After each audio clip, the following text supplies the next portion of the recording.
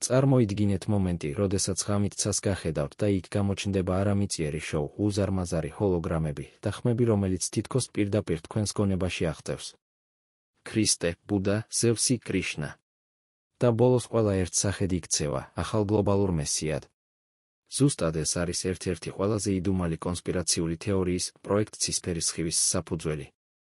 თეორიის მიხედვით, ეს გეგმა შეიმუშავა ნასამ და მსოფლიო ელიტამ, რათა შექმნან ერთიანი მსოფლიო რელიგია და შემდეგ ერთიანი მსოფლიო მთავრობა.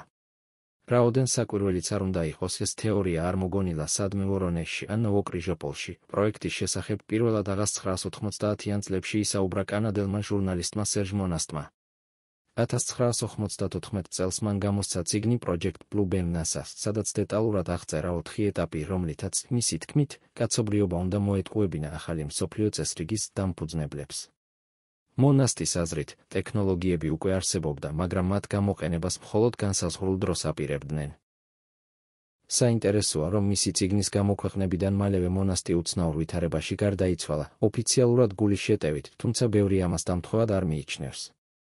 მონასტის აზრით პირველ ეტაპზე მოხდებოდა მიწისძვრების ხელოვნური გამოწვევა, რომლის შედეგადაც აღმოჩნდებოდა ახალი არტეფაქტები, რომლებიც დაასაბუთებდნენ, რომ არსებული რელიგიები მცდარია და კაცობრიობის ისტორიაც სხვაგვარად ვითარდებოდა.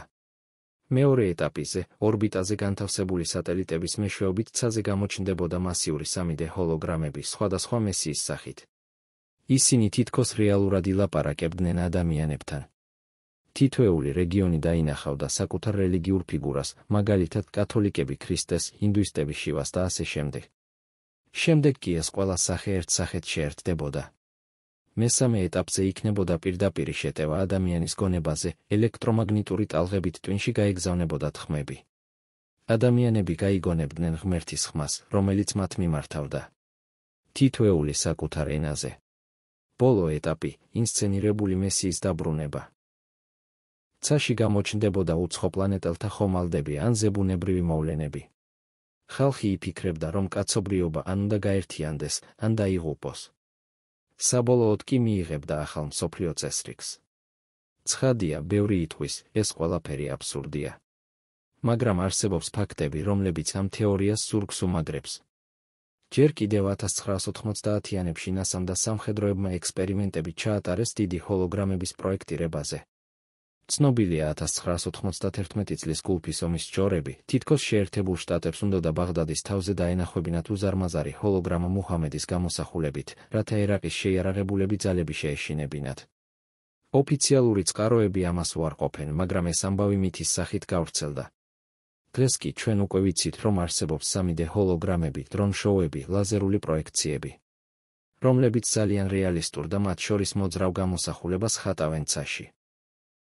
არსებობს ასევე ექსპერიმენტები ხმების პირდაპირი პროექცირებით ტვინში, ეგრეთ წოდებული V2K ტექნოლოგიები, რომლებიც თითქოს ხმას უშუალოდ თავის შიგნით წარმოქმნიან. პროექტი ცისფერი სხივი, რეალური გეგმა თუ უბრალოდ ძლიერი კონსპირაციული ფანტაზია. ოფიციალურად NASA და სხვა ორგანიზაციები ყველაფერს უარყოფენ. თუმცა მონასტის წიგნი დღემდე ცოცხალია კონსპიროლოგთა წრეებში. და როცა ვუყურებთ თანამედროვე ტექნოლოგიებს, ჰოლოგრამებს, ხმების იმიტაციას, ხელოვნურ ინტელექტს, ჩნდება კითხვა. სად მთავრდება თეორია და სად იწყება რეალობა? შეიძლება თუ არა, რომ ოდესმე მართლაც დავდგეთ ცის ქვეშ და ვნახოთ ახალი მესია, არა ზეციდან, არამედ პროექტორიდან.